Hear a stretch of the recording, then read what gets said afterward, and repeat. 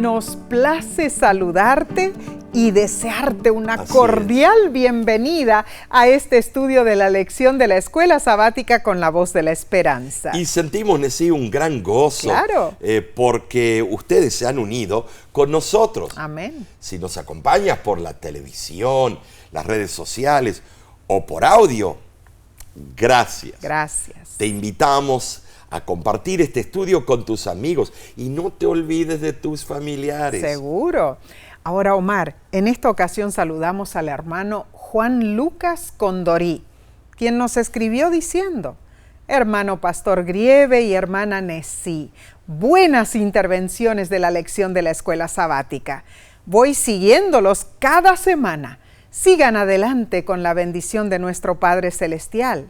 Les saludo desde Bolivia, Ciudad del Alto, del distrito de la Iglesia La Hermosa. Y sabes, Nesí, la Ciudad del Alto está situada en la parte occidental de Bolivia, en la meseta altiplánica. Así es. Bien elevado. Seguro.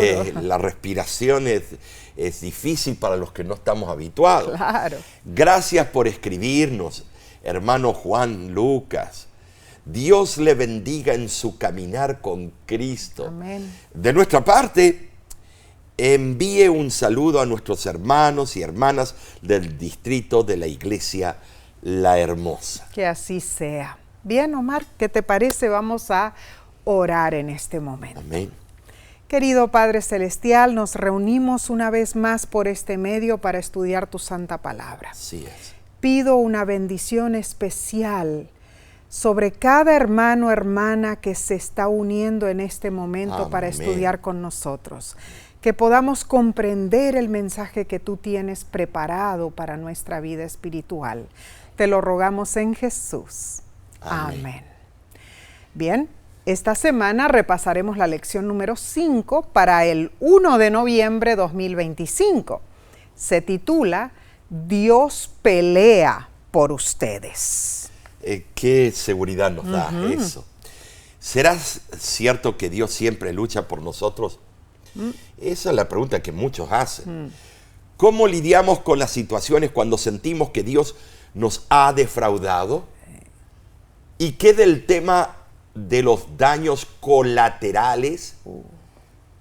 ¿Cómo logramos un equilibrio entre actuar nosotros mismos y no quedarnos de brazos cruzados y dejar que Dios se encargue de todo? Bueno, hermanos, preguntas que a veces suenan sacrílegas. El texto de esta semana se encuentra en Josué, capítulo 10, versículo 42, perdón.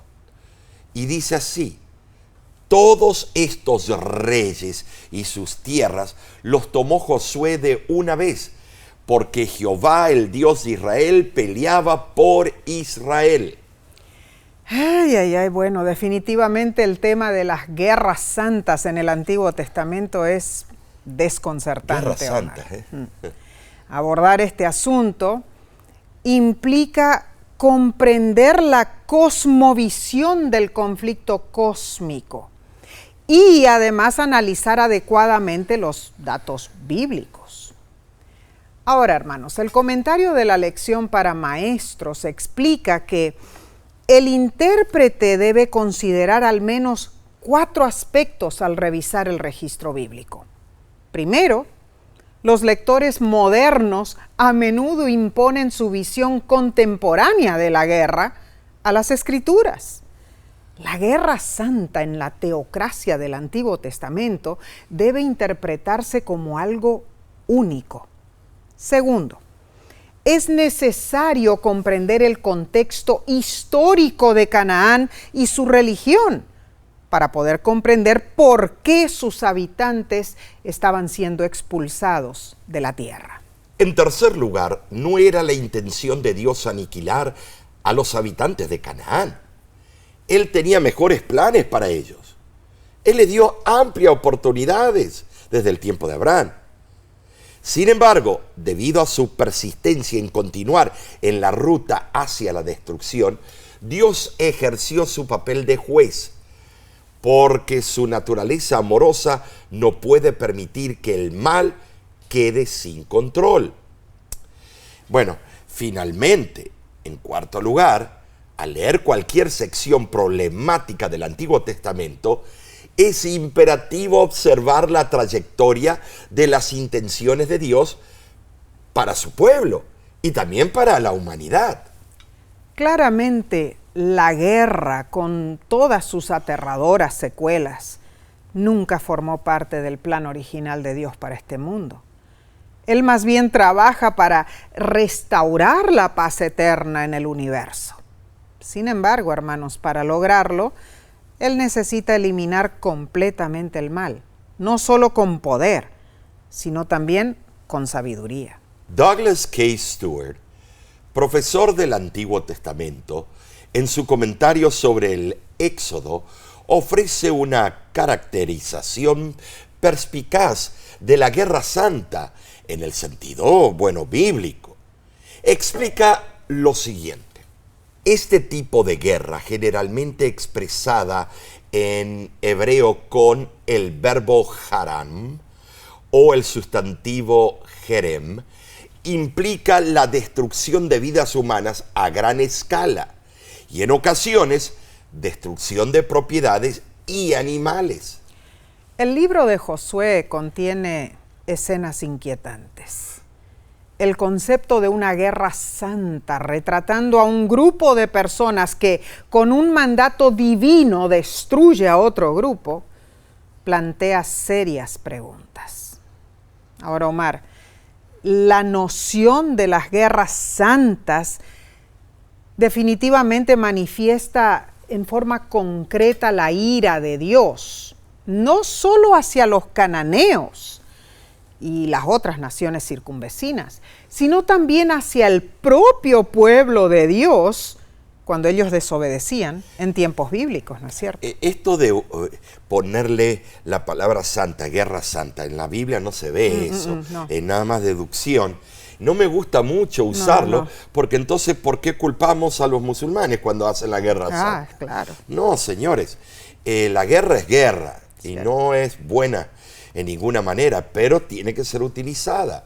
Dios aparece en el Antiguo Testamento como el soberano del universo. Así es. Y decir claramente todo lo que sucede debe de alguna manera estar relacionado con su voluntad, directa o indirectamente. Ahora, es entendible que hayan inevitables preguntas. ¿Cómo puede Dios permitir estas atrocidades? ¿Cómo podemos armonizar las dimensiones aparentemente contradictorias de la personalidad de Dios, el amor versus la ira? Preguntas que parecen sacrílegas, pero en sí la gente lo hace. Sí, claro. Bueno, la ira de Dios no es un tema popular hoy en día. La semana pasada, Omar, estudiamos cómo Dios está involucrado en un conflicto más abarcante que cualquier guerra humana.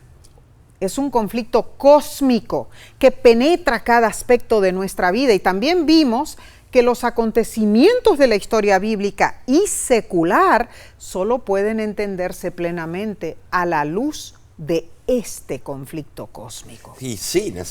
Esta semana continuaremos explorando la complejidad de las guerras divinamente sancionadas, las limitaciones y condiciones de la guerra divina, la visión final de paz que fue ofrecida por los profetas del Antiguo Testamento y las implicaciones espirituales de ese tipo de guerra. Sí, claro, Omar. Entonces, al estudiar, comprobaremos que no luchamos solos, hermanos. Enfrentamos dificultades físicas que amenazan nuestros hogares, nuestras familias, nuestros ahorros, nuestro país y mucho más. Pero la guerra invisible que libran las fuerzas espirituales del mal es mucho mayor que la visible. Y Dios lucha por nosotros. Cuando nos sintamos abrumados por las batallas de la vida, recordemos que Dios está a nuestro lado. Él nos pide que confiemos en su poder para liberarnos, que le entreguemos nuestras luchas y observemos cómo Él obra maravillas en nuestro favor. Bien, analicemos entonces el estudio del domingo 26 de octubre, titulado La iniquidad de los cananeos. La Biblia utiliza palabras como iniquidad y transgresión para indicar los niveles de desobediencia a Dios. Todas se clasifican como pecado. La palabra hebrea que más se utiliza para iniquidad significa culpa digna de castigo. Es el pecado en su peor expresión. La iniquidad es premeditada, continua y en aumento. ¿Sabes? Miqueas capítulo 2, versículo 1 dice así: Ay de los que en sus camas piensan iniquidad y maquinan el mal, y cuando llega la mañana lo ejecutan, porque tienen en su mano el poder. Y ay, sí, esto describe plenamente a muchos presidentes del mundo. Cuán cierto. Ahora, Omar, debemos extender nuestro estudio más allá del libro de Josué para comprender el significado de la iniquidad de las naciones que habitaban en Canaán. Hermano, hermana, ellos practicaban actos abominables: sacrificio de niños, adivinación, hechicería, brujería, nigromancia y espiritismo. Esto lo vemos en Deuteronomio 18, del 9 al 12. En 1928 se descubrieron los antiguos textos ugaríticos de Ras Shamra en la costa de Siria. Fueron escritos en un idioma semítico y proporcionan información sobre la religión y la sociedad cananea. La condena de esa cultura era comprensible y justificable según las normas morales del Antiguo Testamento. Mira, la religión cananea fundamentaba la creencia en fenómenos naturales que aseguraban la fertilidad. Involucraba relaciones sexuales entre dioses y diosas. Concebían las actividades eróticas de las deidades en su función de su propio comportamiento sexual, y también realizaban rituales sicalípticos, incitando a los dioses y diosas a imitarlos. Ese concepto instituyó la prostitución sagrada, que constaba de hombres y mujeres participantes de ritos orgiásticos. Eso elevaba a la nación a un nivel moral superior al de sus dioses.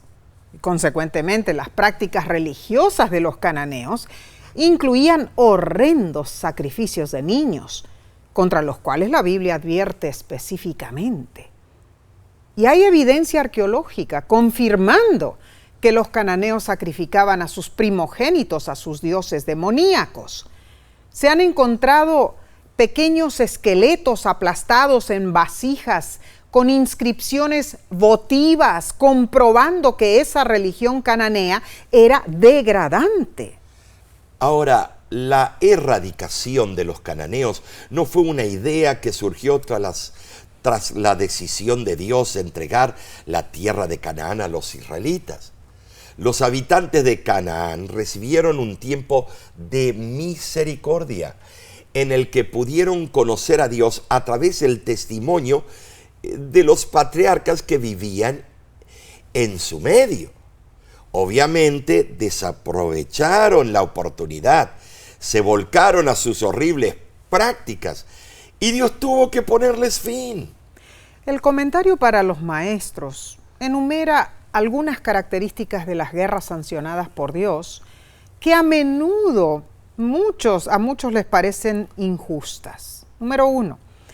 En el panorama del antiguo Israel no se permitía un ejército profesional, hermanos. Los soldados eran aficionados y voluntarios.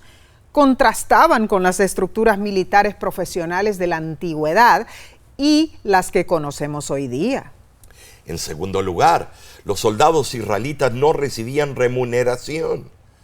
Obedecían los mandatos divinos en el contexto del pacto. No debían luchar por beneficio personal. En muchos casos, eso significaba que se les prohibía tomar de los botines o saqueos. Número 3.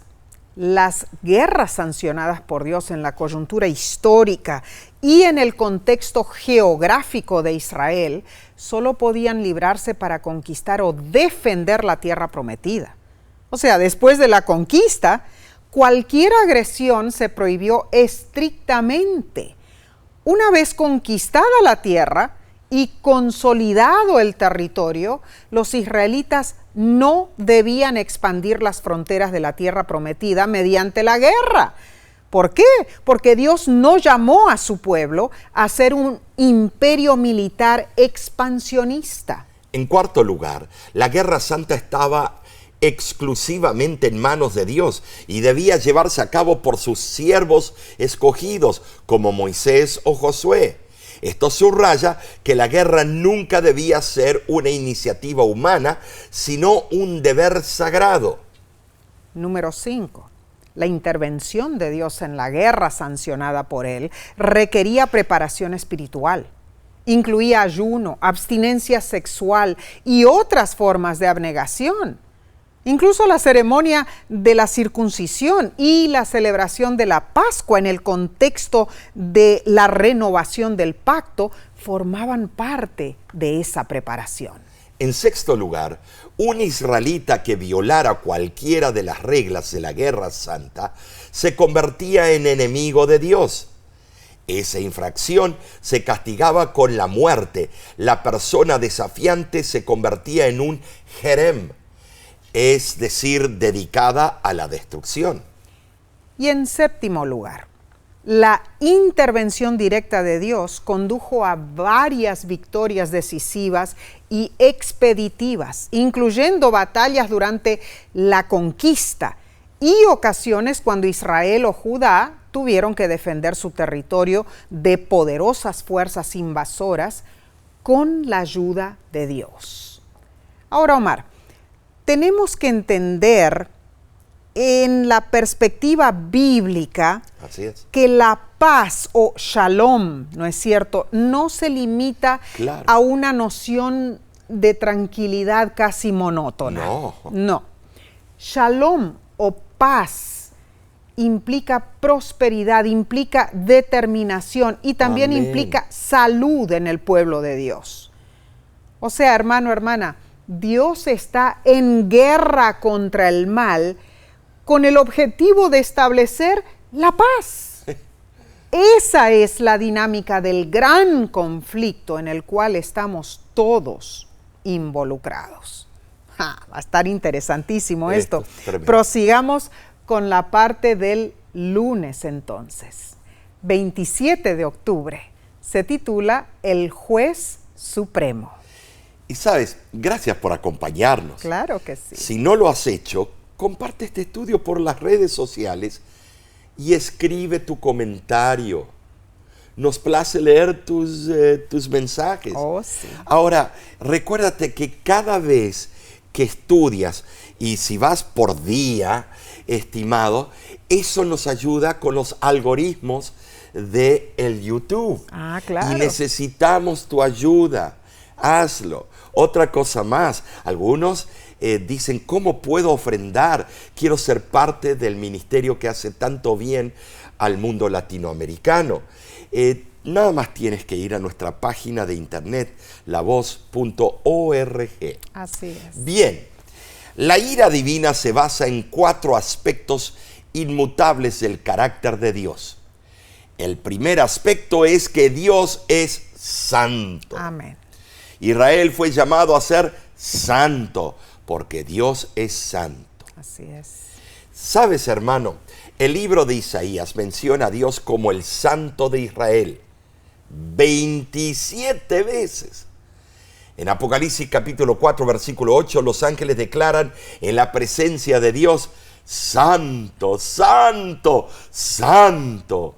Su santidad lo distingue de los seres humanos pecadores, quienes ni siquiera pueden soportar un atisbo de su presencia física sin caer como muertos al suelo. Apocalipsis 1:17 así lo afirma. El segundo aspecto inmutable del carácter de Dios es que Él es justo. David afirmó en Salmo 11:7, porque Jehová es justo y ama la justicia. El hombre recto mirará su rostro. Oh, añoramos la justicia en el ámbito humano, ¿verdad? Ahora, muchos exigen justicia, pero les cuesta aceptar la idea de Dios como juez supremo, administrando justicia y condenando el mal. Sin embargo, Hechos, capítulo 17, versículo 31, afirma: Dios ha establecido un día en el cual juzgará al mundo con justicia. El tercer aspecto inmutable del carácter de Dios es que Él crea seres con libre albedrío.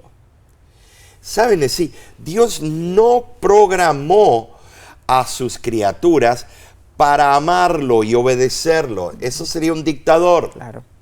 Como vemos cuando se adulan a los presidentes, ay, tú eres lo máximo, qué cara preciosa que tienes, y cosas así. No, Dios no trabaja así. No. Cada ser creado puede obedecer a Dios o ir en contra de su santa voluntad y acarrear malas consecuencias.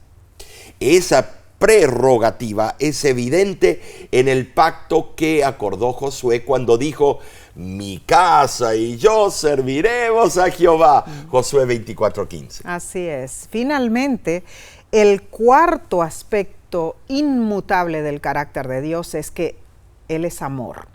Así es. A algunos les resulta confuso y se preguntan, ¿cómo Dios revela su amor con ira? Bueno, en esencia, hermanos, Dios es amor. Lo dice Primera de Juan 4:8. Así es. Él declara su amor compasivo en Jeremías 31:3. Con amor eterno te he amado, dice Él. En términos humanos, como padres, como madres, odiamos y reaccionamos ante lo que hace sufrir a nuestros hijos, ¿verdad? ¿Por qué esperaríamos menos de nuestro Dios? Ahora, Dios es perfecto y no experimenta la ira como nosotros. No. ¿Sabes, hermano? En un sentido misterioso que no podemos comprender, su ira es perfecta y santa. Ese misterio fue manifestado en la cruz por Jesús. Allí se entrelazaron poderosamente el amor y la ira, la misericordia y el juicio, la vida y la muerte. Entendamos esto. La santidad del carácter de Dios significa que Él no puede tolerar el pecado. Oh, hermano, hermana, Dios es paciente, pero el pecado debe cosechar su consecuencia final, la muerte. Romanos 6:23. Notemos que Jehová declaró la guerra contra el pecado sin importar dónde se encontrara, dentro del pueblo de Israel o entre los cananeos. Y esto definitivamente es justicia. Israel no se santificó al participar de las guerras santas, de ninguna manera. Pero las otras naciones tampoco se santificaron cuando se convirtieron en el instrumento del juicio de Dios para disciplinar a su nación escogida. A diferencia de otros pueblos del antiguo cercano oriente, los israelitas experimentaron la reversión de la guerra santa. Llegó el momento cuando Dios no luchó por ellos, sino contra ellos, permitiendo que sus enemigos lo oprimieran. Solo podemos comprender el concepto de guerra santa o guerra sancionada por Dios si vemos a Dios como juez.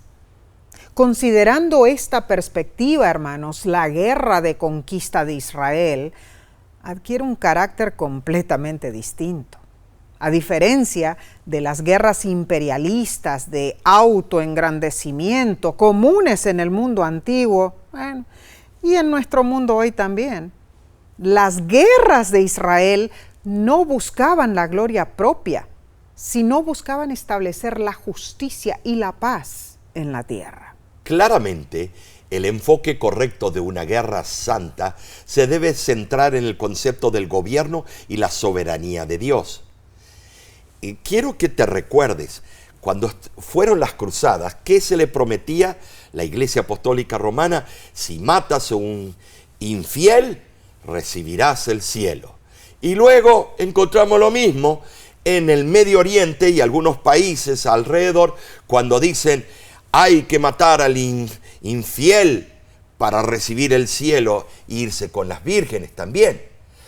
Lo que está en juego es nuestra comprensión de Dios como guerrero, rey y juez. ¿Saben? Sí, indudablemente Jehová como guerrero es aquel como juez se compromete a implementar, estabilizar y mantener el imperio de su ley. Así es. El reflejo de su carácter. La imagen de Dios como guerrero es similar a la de juez y rey, Sí, y afirma que Dios no tolerará eternamente la rebelión contra sus estatutos. Entonces, podemos afirmar que el objetivo de las acciones divinas nunca es la guerra ni la victoria en sí, sino el restablecimiento de la justicia y la paz. En definitiva, juzgar, hacer guerra o impartir justicia son equivalentes cuando Dios es el sujeto de la acción. Dios es el sujeto de la Dios. acción. Claro que sí. La lección, hermanos, nos invita a reflexionar sobre Dios. Claro. Como juez justo, que no se deja sobornar ni influenciar. Ahora, nos preguntamos, ¿cómo puede ser parte del Evangelio un Dios que no tolerará eternamente el pecado? ¿Podrías comentar en cuanto a esto, Omar? Bueno, sí.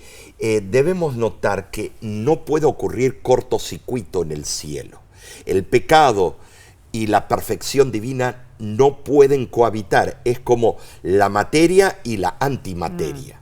No puede, porque si los dos empiezan a mezclarse, hay una tremenda explosión.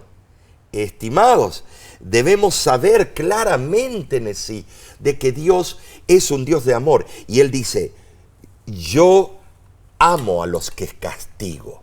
Claro, o sea que que es una diferente perspectiva. Él no busca expansión de colonización o imperialista, nada más corregir el daño que hace el pecado. Cuán cierto, Omar.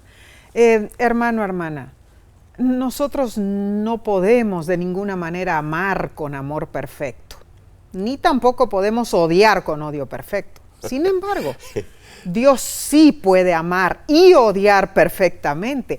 Él puede odiar sin intención pecaminosa. Él puede odiar al pecador de una manera santa y aún así perdonarlo amorosamente en el momento de su arrepentimiento. Gloria a Dios, sí, por esos atributos perfectos. Tremendo concepto. Seguro. Ahora pasemos al estudio del martes 28 de octubre titulado ¿Despojar o aniquilar? Es perplejo, pero debemos entender el concepto de la guerra por iniciativa divina entre los israelitas y los cananeos, a la luz del conflicto cósmico entre Dios y Satanás. Claro. ¿Sabes? Varios versículos explican el propósito de la conquista de Canaán y la magnitud de la destrucción. Por ejemplo, hermano, en el libro de Deuteronomio, capítulo 7, versículo 20, expande este concepto y dice lo siguiente: enviará Jehová tu Dios avispas sobre ellos hasta que perezcan. Esto da a entender que los pueblos cananeos debían ser extinguidos. Ahora, otros versículos ofrecen una diferente perspectiva. Por ejemplo, Números 33:52 dice: echaréis a todos los moradores del país y destruiréis todos sus ídolos de piedra y todas sus imágenes de fundición. Aquí la idea no es aniquilar a los cananeos, sino destruir sus ídolos. ¿Y qué de la iglesia cristiana cuando adulteró y apostató en la edad medieval? Lleno de estatuas que tomaron el lugar de Dios propiamente. El propósito original de Dios para los cananeos no era aniquilarlos. Él prefería que se despojaran de sus dioses. Analizando los textos bíblicos, vemos que al participar de las batallas de conquista, Israel buscó despojar, expulsar y disipar a los habitantes cananeos. Sin embargo, Nesí, otro grupo de términos bíblicos expresan destrucción. Cierto. Israel debía actuar específicamente contra los objetos inanimados, los artículos de adoración o ídolos paganos. Claro.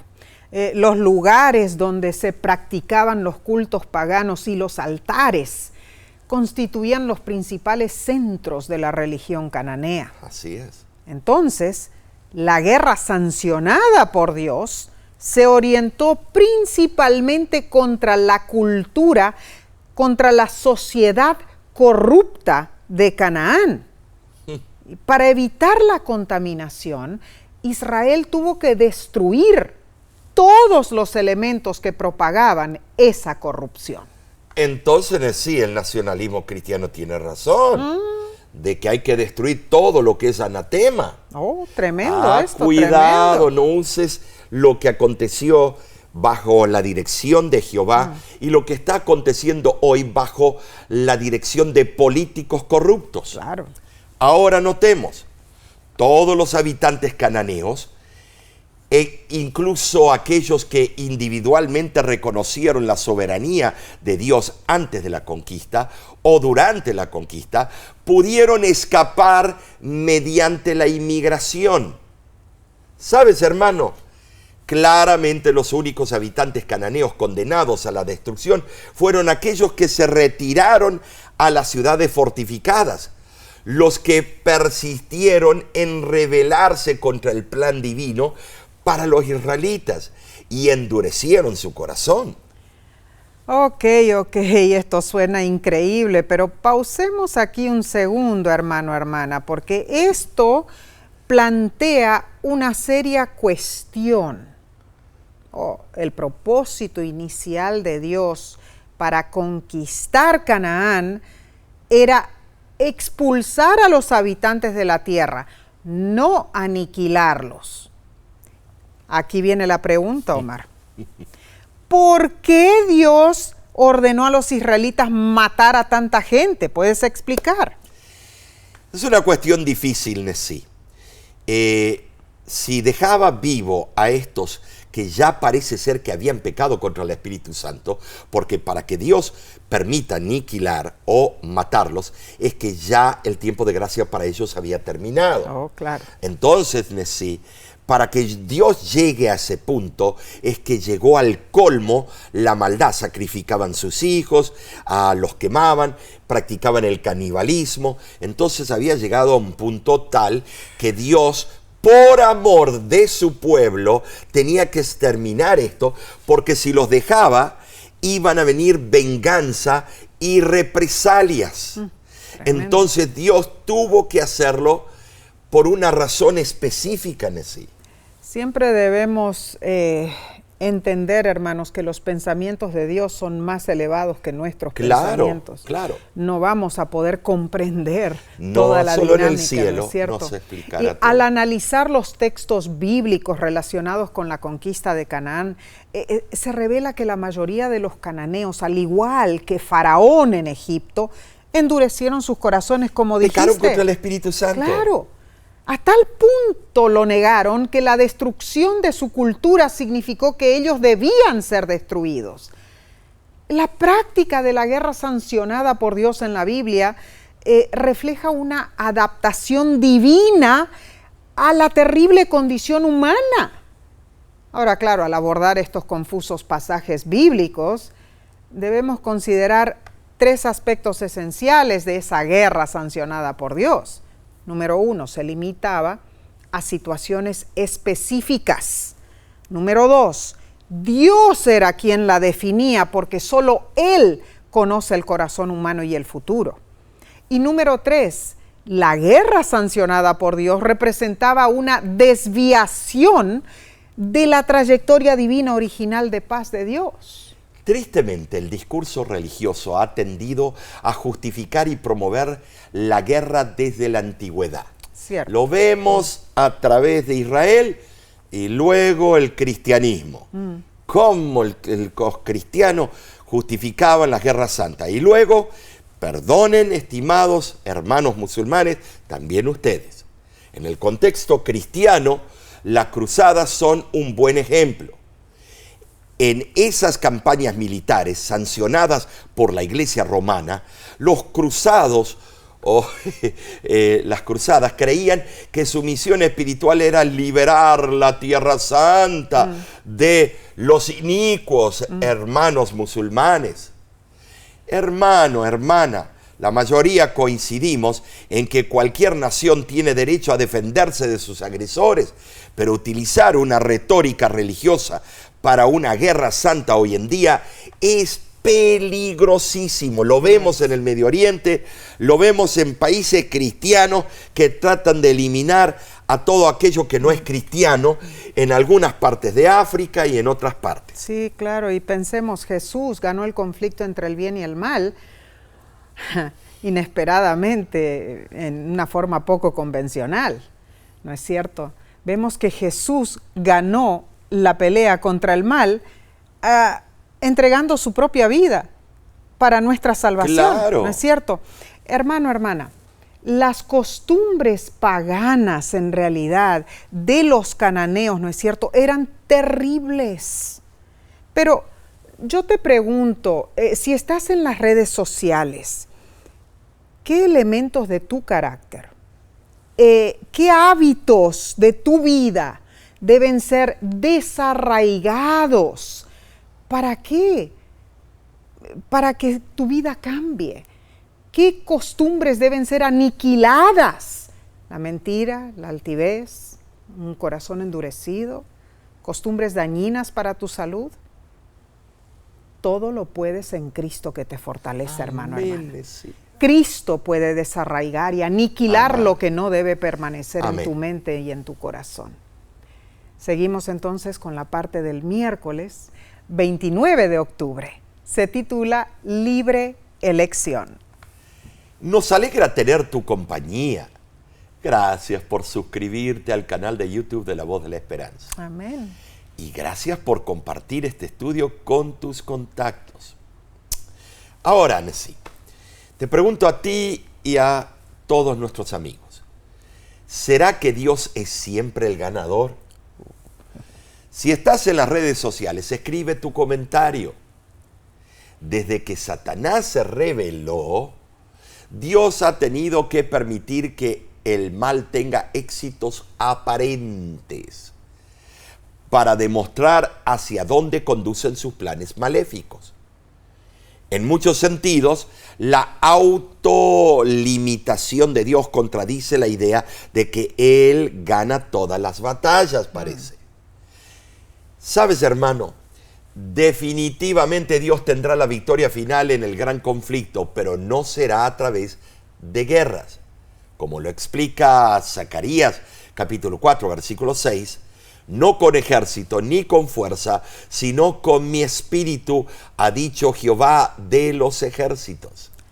Sin embargo, al estudiar la saga de los israelitas al entrar a Canaán, vemos que Dios prometió luchar por ellos y les dio instrucciones para lidiar con los cananeos.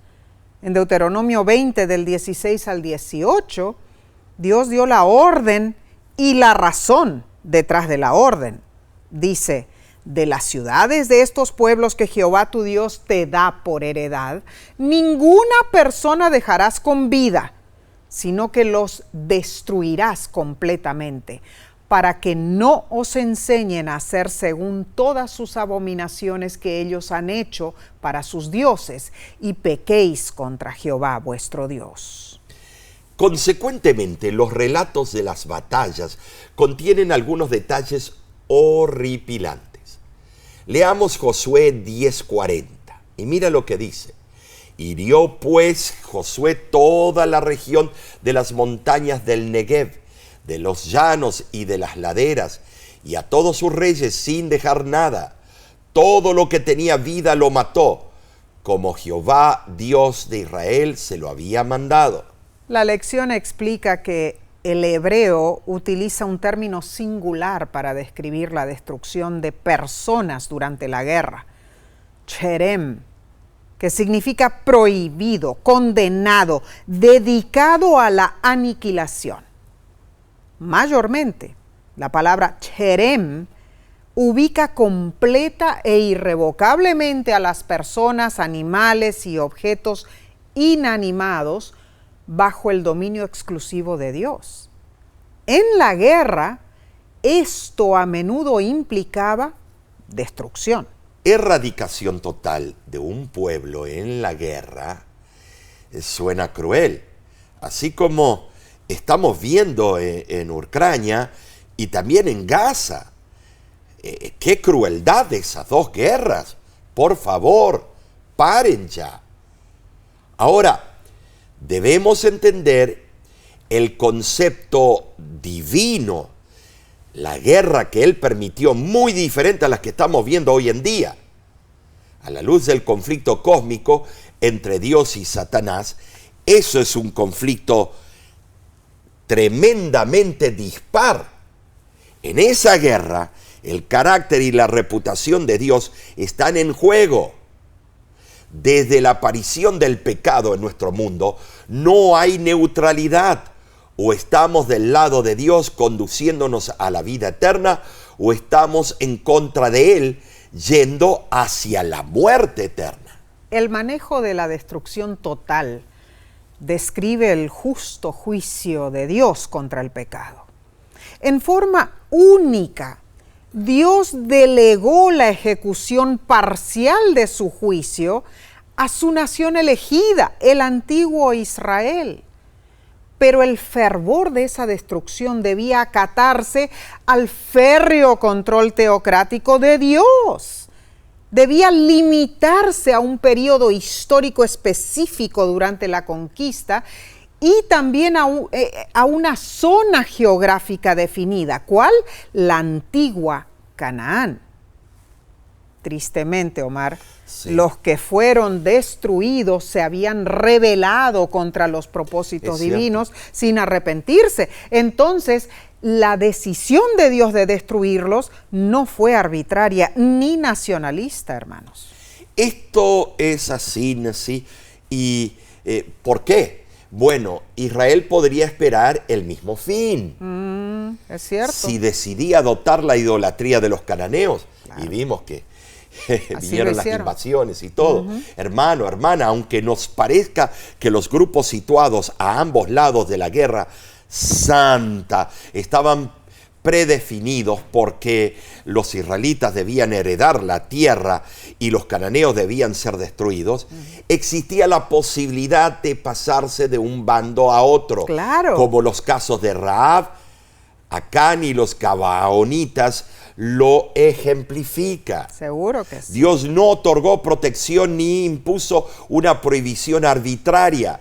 Los que se beneficiaban de una relación con Dios podían perder ese estatus privilegiado si eran rebeldes, y los que estaban bajo la orden de destrucción podían someterse a la autoridad de Dios y vivir. ¿Qué pasó en la invasión de Babilonia? Claro. Murieron miles de judíos.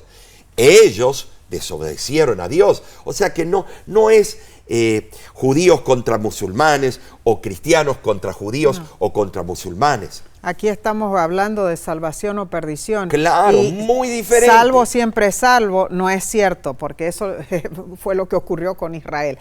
Claramente, hermanos, ningún ofrecimiento de paz debía darse a los rebeldes.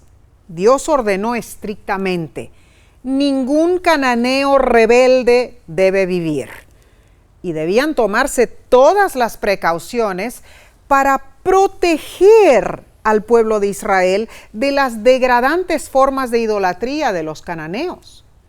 La corrupción moral y la depravación de los habitantes idólatras hicieron inevitable su destrucción, porque se negaron a aceptar a Dios, se negaron a dejar la idolatría. Reitero, entonces, el rechazo del ofrecimiento de paz fue considerado como declaración de guerra. Es más, algunos fueron por detrás de Israel cuando se debieran haber mantenido quietos. Los cananeos tenían amplio conocimiento de las obras divinas. Podrían haberse entregado a Dios buscando la paz. Cuán diferente hubiera sido si se hubieran doblegado a la voluntad divina. ¿Cierto? Dios les dio extenso tiempo para apartarse de sus planes diabólicos, pero no lo hicieron. No había otro recurso. Si quedaban vivos, esos pueblos se vengarían o influenciarían con sus costumbres fetichistas al pueblo de Dios. Claro.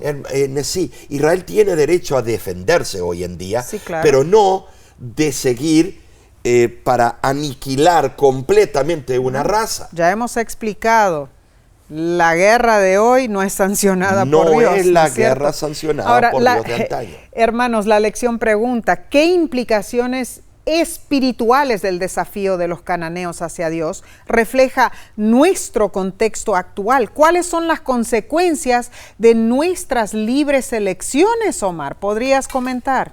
Bueno, sí, las consecuencias son terribles, especialmente en estos tiempos con la red social. De nuestras palabras, nuestras acciones, traen consecuencias que perduran a veces para siempre. Claro. Y debemos cuidarnos como iglesia qué imagen proyectamos. Por ejemplo, consecuencias. Cuando la iglesia en Alemania no habló en contra del nazismo y hasta algunos hermanos denunciaron a hermanos judíos adventistas a la Gestapo y fueron llevados, a los campos de concentración. Cuidado con lo que hacemos. Claro. Tenemos que denunciar, pero ser justos. Ver los derechos de un país como Israel, los derechos de los inocentes de Gaza. Claro que y sí. Tenemos que hablar, hermanos. Bueno, más que nada, hermanos, mantenernos leales a Dios. Claro, amorosamente Dios nos ofrece libre elección y muchos se alardean. Un día estoy del lado de Dios, el próximo caigo en la tentación.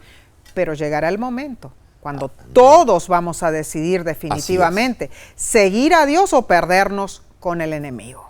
Oramos para que tu decisión sea de vida eterna, hermano, hermana. Bien, pasemos al estudio del jueves 30 de octubre titulado El Príncipe de Paz. Esta semana examinamos las guerras divinamente ordenadas por Dios en el Antiguo Testamento, pero hay otro tema significativo en los escritos proféticos del Antiguo Testamento. Amén.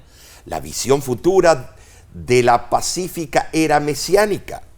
El profeta Isaías describió al Mesías como príncipe de paz, inaugurando un reino armonioso donde el león y el cordero pastarán juntos, donde no existirá destrucción, donde la paz reinará y fluirá como un río.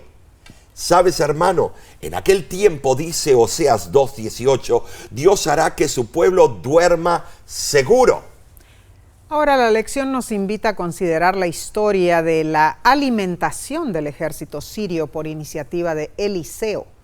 En 2 de Reyes 6, del 16 al 23 lo puedes leer. En lugar de matarlos, Eliseo les mostró el ideal supremo, la paz, que siempre ha sido el deseo de Dios.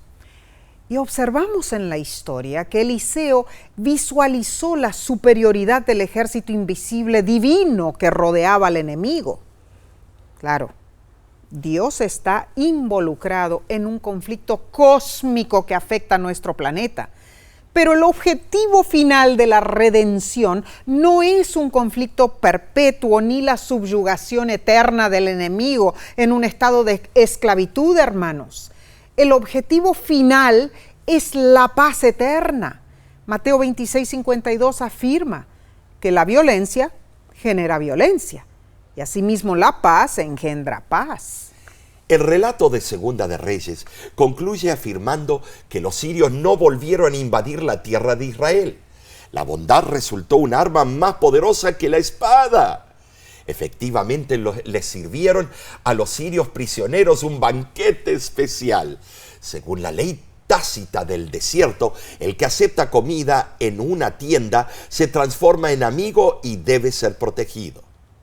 Saben decir, al regresar a su país, esos sirios eran diferentes de cuando habían ido a aprender al profeta. Seguro. De enemigos se transformaron en amigos.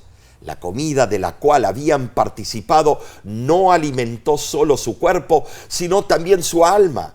Aprendieron una lección inolvidable en eso. Seguro que sí.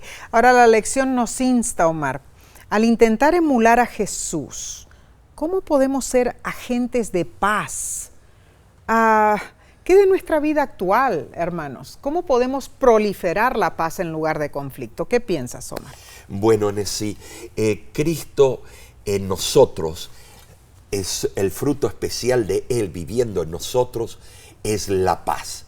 No vamos a nosotros a ser belicosos, no vamos nosotros a destruir, sino vamos a construir sobre la roca eterna. Wow. Resulta que cierto día un hombre entró a robar la casa de su vecino y este lo sorprendió en la acción. Cuenta la historia que al verse descubierto, el ladrón temió, pero su vecino solo le dijo: amigo, no sabía que tuvieras tanta necesidad como para llegar a esto. Mira, no tengo mucho, pero por favor dime si puedo hacer algo por ti y trataré de ayudarte lo más que pueda, le dijo él. Hermano, hermana, si estás en las redes sociales, cuéntanos, ¿has tenido alguna experiencia de ser maltratado y tú respondiste con amabilidad? Bueno, es difícil tratar bondadosamente a nuestros enemigos, pero solo así podremos disipar la amargura y la contención. Wow, Omar.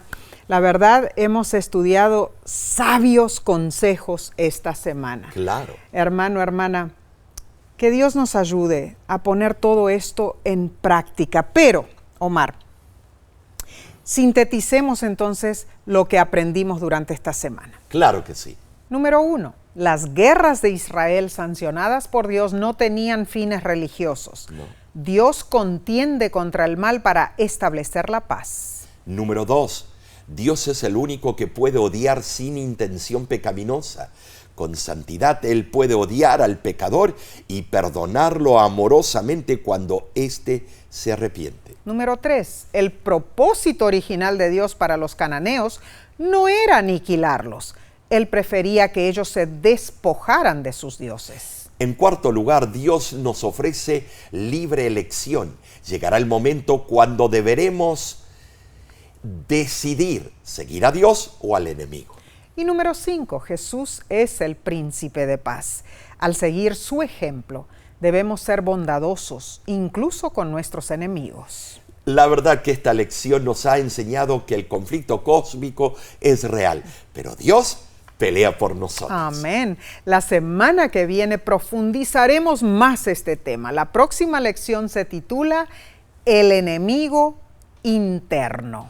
Acompáñanos, estudiemos juntos y comparte estos repasos para que otras personas puedan unirse a aprender estas maravillosas verdades. Amén. Y no olvides sintonizar el interesantísimo tema, hermanos, de este viernes. Lleva por título Halloween y el Día de los Muertos. Ahí veremos cosas increíbles del ocultismo y por qué se ha glorificado esa fiesta en las sociedades modernas. Va a estar buenísimo, no te lo pierdas. ¿Sabes? La Voz de la Esperanza desde 1942 utiliza los medios masivos de comunicación para predicar el Evangelio. Tu compañía nos alienta a continuar haciendo esta Amén. obra.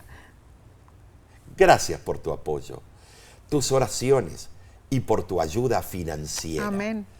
Si deseas obtener más información sobre el ministerio La Voz de la Esperanza, visita nuestra página lavoz.org. Y recuerda que cada vez que tú entras en nuestro canal de YouTube, nos ayudas para que crezcamos en las plataformas sociales. Claro que sí. Dios te bendiga y te guarde, hermano, hermana. Dios haga resplandecer su rostro sobre ti y tenga de ti misericordia.